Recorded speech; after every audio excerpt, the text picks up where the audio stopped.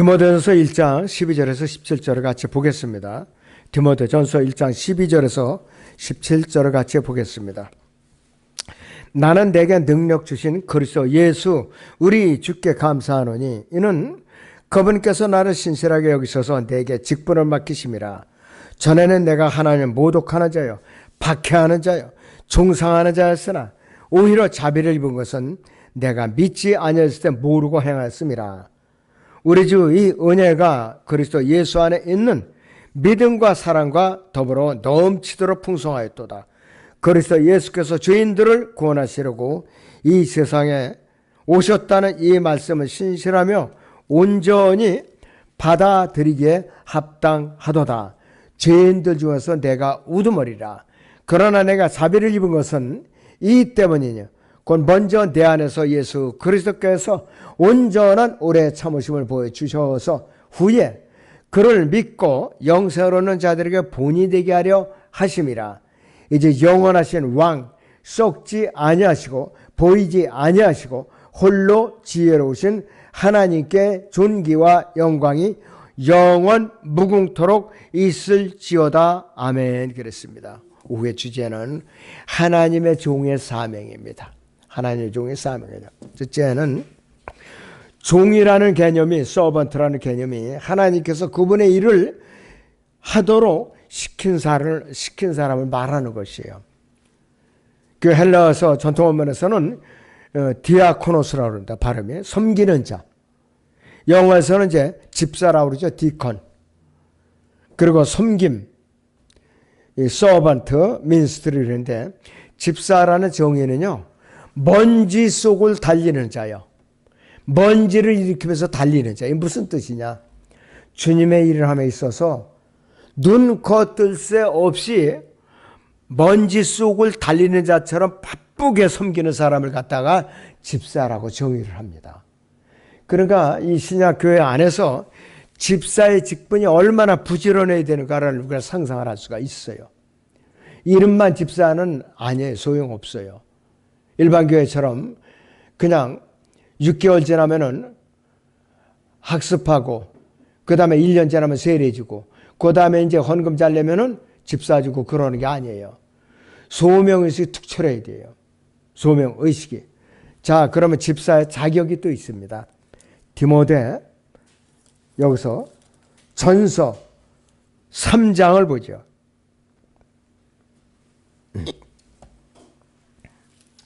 8절부터 여기서 9절까지, 11절까지 봅니다.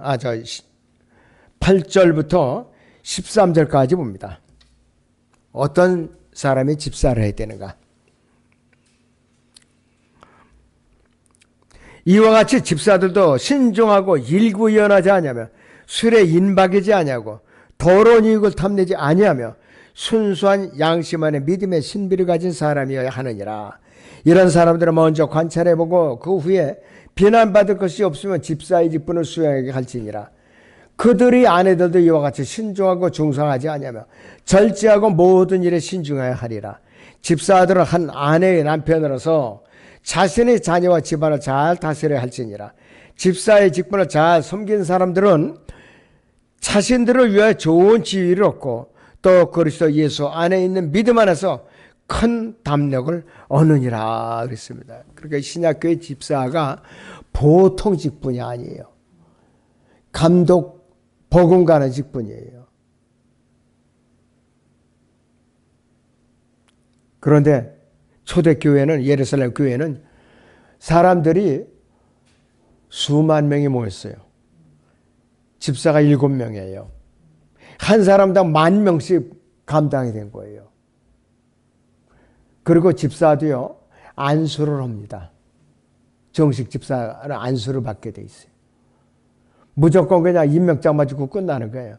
그만큼 소명감이 특출해야 된다 이거예요, 바로. 자, 그래서 첫째는 디모데는 자신의 젊음 때문에, 나이가 어리기 때문에 사역에 자격이 못 미친다고 불안해했던 거예요. 나이가 어렸기 때문에.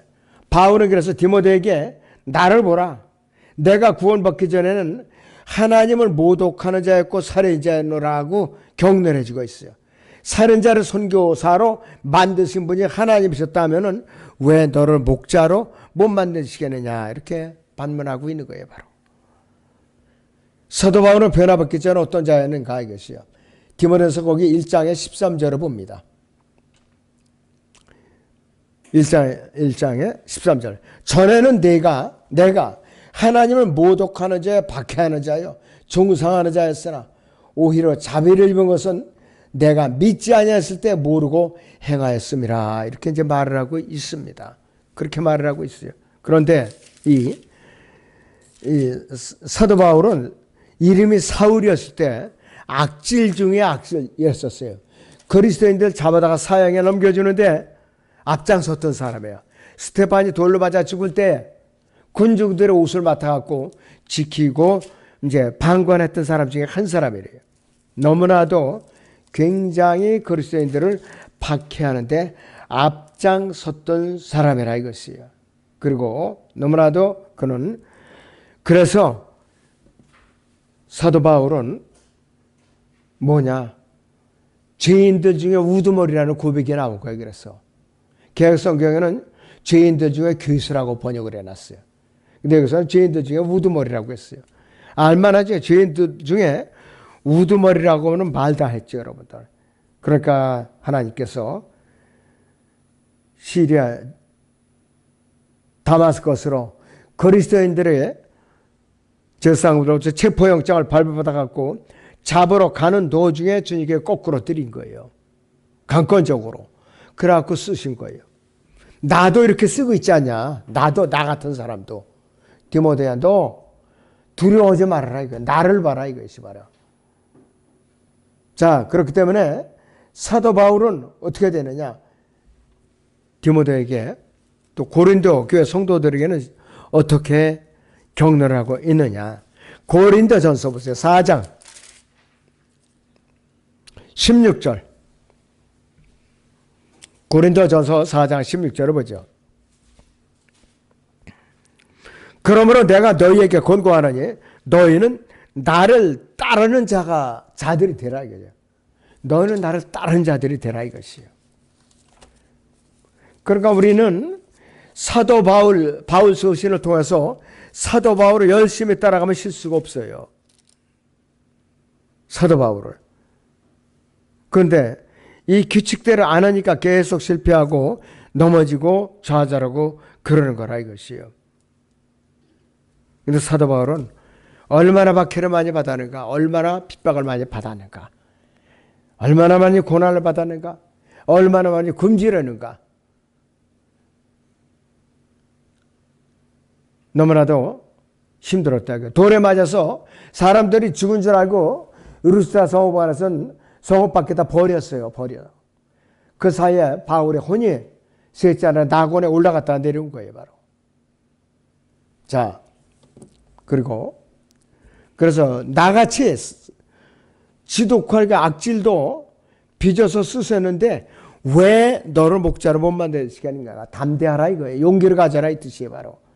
두 번째, 바울은 자기 생애와 사역으로 하나님께 영광을 돌리는데 조금도 주저하지 않았어요.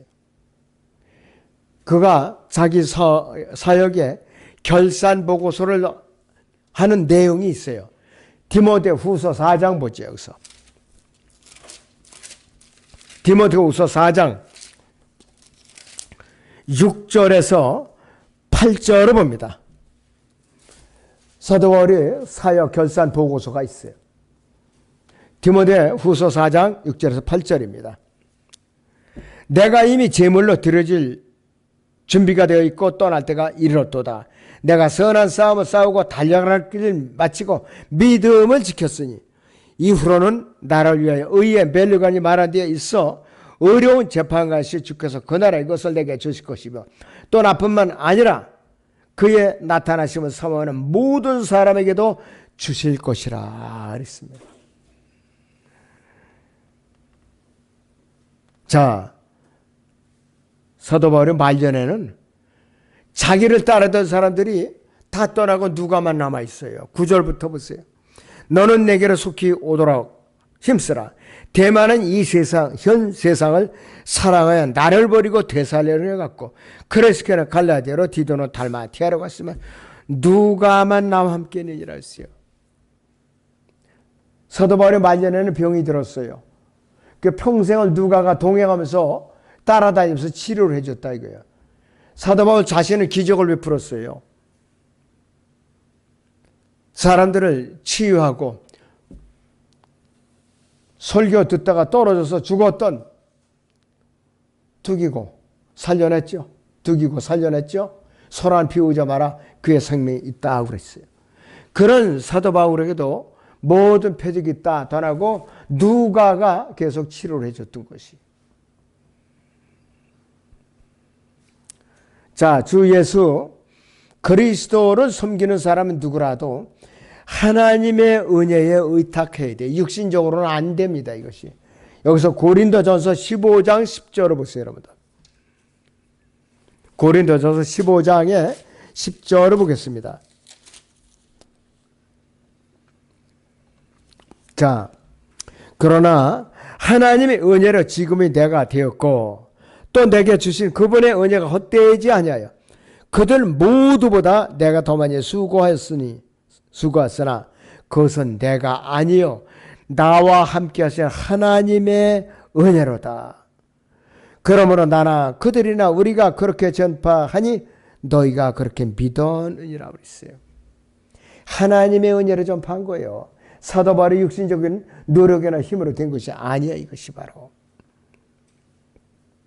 두 번째는 디모데전서 1장 14절에서 바울은 자기를 움직이는 세 가지 힘에 대해서 열거를 하고 있어요. 자, 디모데전서 1장 14절을 다시 봅니다. 우리 주의 은혜가 그리스도 예수 안에 있는 믿음과 사랑과 더불어 넘치도록 풍성하였도다 그랬어요. 세 가지 동기예요. 심의 원동력이 첫째는 사랑으로 했어요. 주 예수 그리스도로 사랑과 잃어버리는 혼에 대한 사랑에 사도 바울이 노력하도록 강권적으로 권했던 거예요. 고린도후서 5장 14절을 보세요, 여러분들. 고린도후서 5장 14절.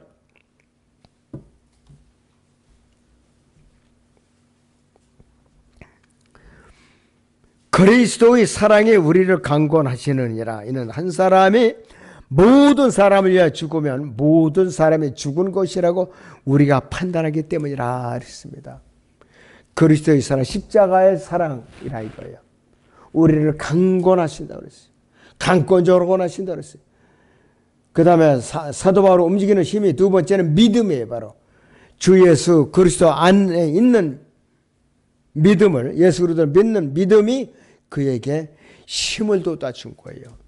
루스트라 성읍에서 돌팔매에 맞아서 혼이 떠났던 사도 바울을 힘을 북돋아 준 거라 이것이에요. 바로 에베소서 1장 19절을 보지요. 에베소서 1장 19절.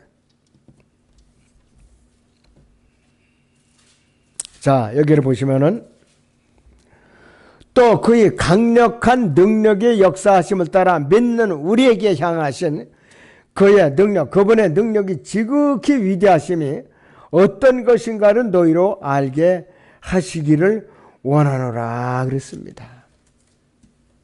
하나님의 능력으로 사역을 하는 거예요. 인간의 노력으로는 안 되는 거예요. 바로 사도 바울을 움직이는 세 번째 원동력은 뭐냐? 은혜예요. 은혜. 어떤 은혜냐? 하나님의 은혜입니다. 그의 사도 바울의 생애에서 역사하는 하나님의 은혜가 하나님을 섬기도록 붙들어 주셨어요. 히브리서 12장 28절을 보죠. 여기서 히브리서 12장의 28절을 봅니다.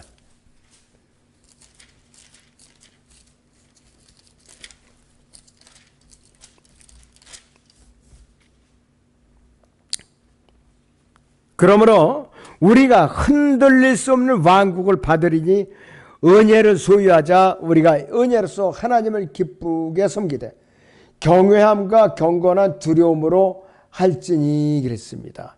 경외함과 경건한 두려움으로 그랬어요. 흔들릴 수 없는 왕국은 뭐예요? 이 세상의 천연왕국을 비롯해서 앞으로 영원으로 이어지는 왕국이라 이거예요. 온 우주는 하나님의 왕국이에요. 온 우주는.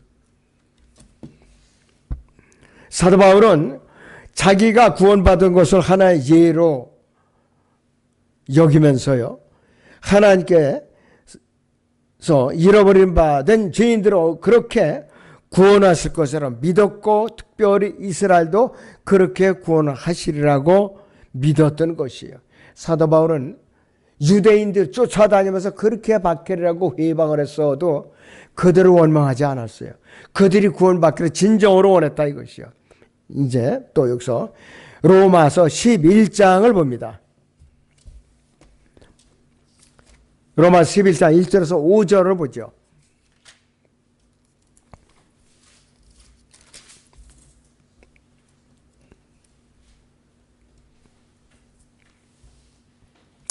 그렇다면 내가 말하느냐, 하나님께서 자기 백성을 버리셨느니라. 결코 그럴 수 없느니라. 나도 이스라엘이요 아브라함의 씨에서 태어났으며 베냐민 지파라. 하나님께서 미리 하신 자기 백성을 버리지 아니하셨느니라. 너희는 성경이 엘리야에 관하여 말할 것을 모르느냐. 그가 하나님께 이스라엘에 대해 중보하여 말씀드리기를 주여 그들이 주의 선지자들을 죽였으며 주의 제자들을 헐어버렸고 나만 홀로 남았는데 그들이 나의 생명을 찾고 있나이다 하니, 하나님께서 그에게 하신 대답이 무엇이냐. 내가 나를 위하여 바알의 형상에 무릎을 꿇지 아니한 7,000명을 남겨두었느니라 하셨느니라. 그러나 이와 같이 지금도 은혜의 선택하심을 따라 남은 자가 있느니라 했어요. 이 남은 자가 누구예요? 대환란 기간에 유대인 14만 4천 명이에요. 바로 유대인 14만 4천 명. 근데 유대인들은 특별히 선택을 받은 민족이에요. 그래서 사도 바울은 애통한 마음이 있는 거예요. 애통한 마음이 어쨌든지. 자, 로마서 9장을 봅니다. 1절부터 5절까지 봅니다. 로마서 9장 1절에서 5절을 보죠. 내가 그리스도 안에서 진실을 말하고 거짓말을 하지 않으니 이랬어요. 나의 양심도 성령 안에서 나에게 증거하는 것은 내 마음에 큰 근심과 그치지 않는 슬픔이 있다는 것이라. 육신에 따른 내 형제들 내 동족을 위해서라면 차라리 내 자신이 그리스도로부터 저주받기를 바랐겠노라. 모세도 그랬죠. 모세도 이스라엘 백성을 위해서. 그들은 이스라엘인들이라. 그들에게는 양자됨과 영광과 언약들과 율법을 주시고 하나님의 성김과 약속들이 있고, 조상들도 그들이 조상이며 육신으로는 그리스도께서 그들에게서 나섰으니 그는 만물 위에 계셔서 영원히 송축받으실 하나님이시라. 아멘. 그렇게 말씀을 하고 있어요. 유대인들이 에베소까지 쫓아와갖고 사도 바울을 방해했잖아요. 에베소까지. 아주 지독한 민족이에요. 그래도 사도 바울은 유대인들을 원망을 안 했어요. 오히려 구원받기를 애타는 마음으로 바랬다 이것이.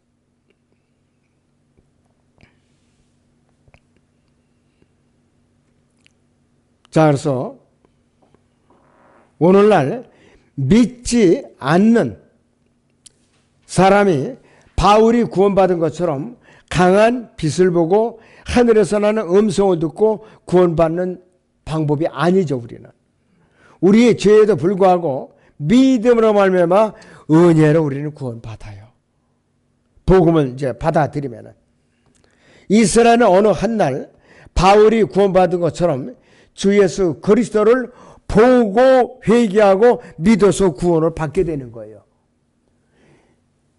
유대인들은 앞으로 재림하신 예수 그리스도의 얼굴을 보고 회개하고 민족 전체가 구원받는 거예요. 우리처럼 개별적으로 거듭나는 것이 아니에요. 성령이 내주하는 것이 아니에요. 그 사람들은 성령을 쏟아 부어 주셔요. 민족적으로. 스가랴서 12장을 보죠. 스가랴서 12장 구약선 이제 소선지서.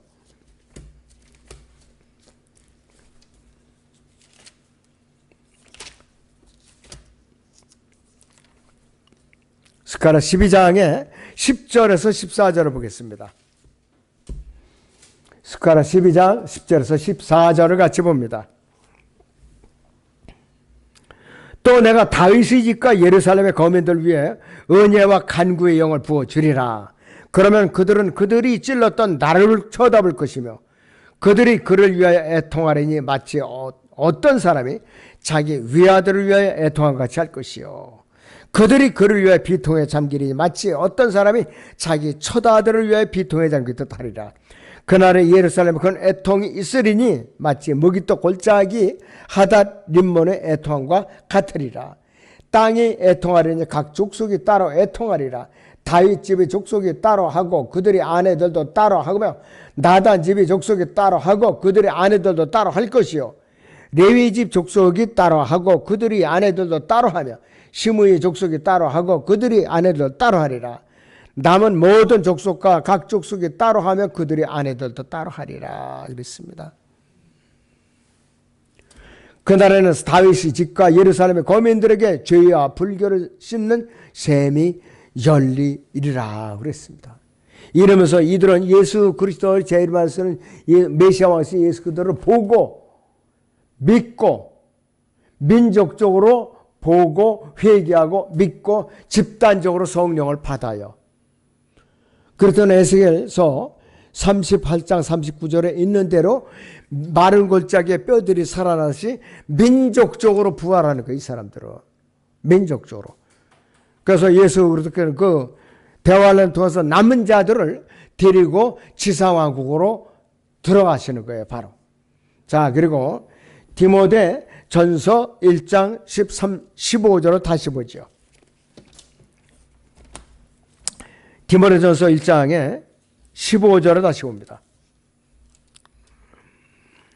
그리스도 예수께서 죄인들을 구원하시려고 이 세상에 오셨다는 이 말씀은 신실하며 온전히 받아들이기에 합당하도다. 죄인들 중에서 내가 우두머리라 그랬습니다. 이 saying이라는 것이 여기서요.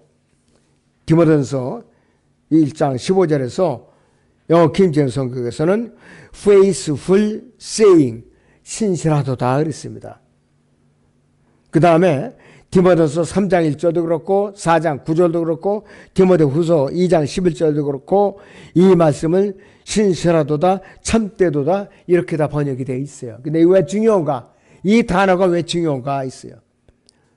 자, 이것은 saying이라는 말씀이라는 단어가 초대교회 시대는 신약의 선지자들이 한 예언의 말씀으로 간주를 했는데 그 이유가 뭔가?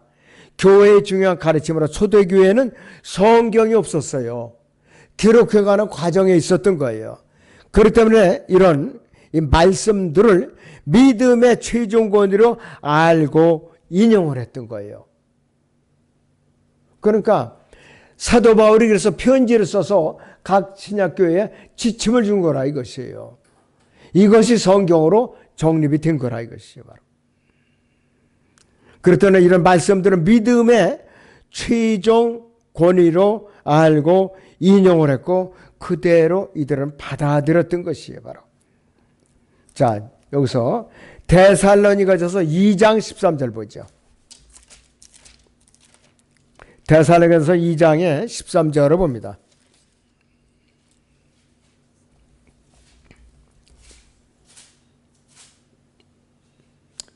이로 인하여 우리가 하나님께 쉬지 않고 감사함은 너희가 우리에게 들은 바 하나님의 말씀을 받을 때에 사람들이 말로 받아들이지 아니하고 사실 그대로 하나님의 말씀으로 받았음이니 이 말씀을 믿는 너희 가운데서도 효과적으로 역사하느냐. 성경 기록이 없었어요. 이때 사도들이 전해준 그 말이 이 사람들은 최종 권위였었어요. 그 당시에는 최종 권위였다 이것이에요.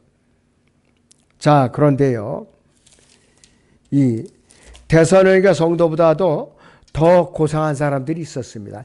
사도행전 17장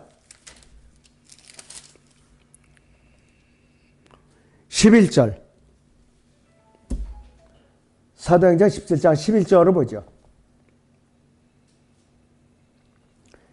베레아 사람들은 데살로니가 사람보다 더 고상해서 전심으로 말씀을 받아들이고 그 말씀들이 그런가요?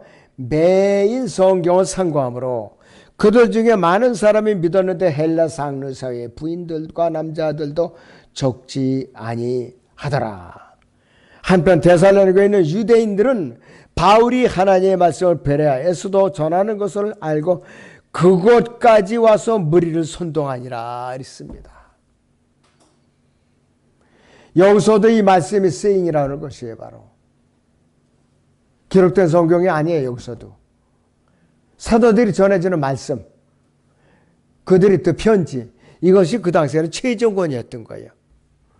이런 마음, 베레아 성도들이나 데살로니가 성도들이 마음 자세를 갖고 이때에도 선포되는 말씀을 존중하고 말씀을 읽고 묵상하고 기도를 한다면은 여러분들 다 성경 박사들이 안 될 수가 없어요. 그래서 하나님의 종의 사명은 누구보다도 중요한 것이고 신약교회 집사의 직분은 엄청나게 중요한 거다. 이걸 여러분들이 마음에 깊이 새기시기 바랍니다. 기도하죠.